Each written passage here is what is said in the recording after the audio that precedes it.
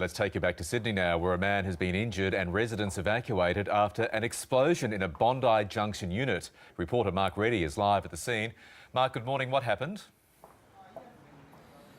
Yeah, Michael, police are currently on the scene here of this Bondi block of units behind me in Sydney's east. Emergency services were called here at around 4:30 following reports of an explosion. Now, as you can see on the top floor of this building, the damage is quite extensive. The windows have been blown out.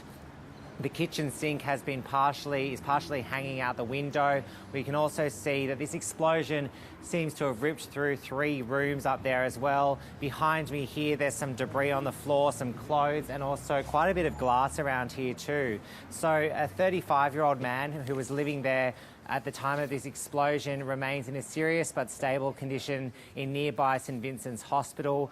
We understand he's being treated for severe burns to his arms, legs and face, and later today he'll be transferred to Concord.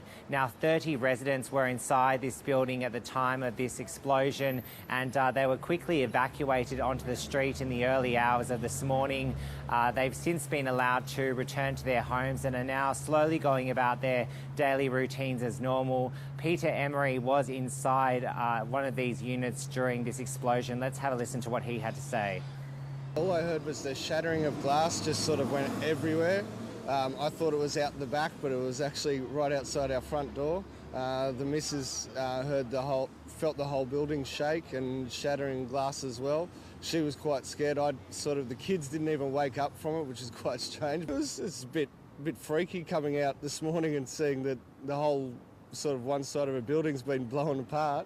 So investigators are still trying to firm up whether a gas heater was the cause of this explosion. Structural engineers are on the scene at the moment assessing the damage, but traffic in the area is moving as normal.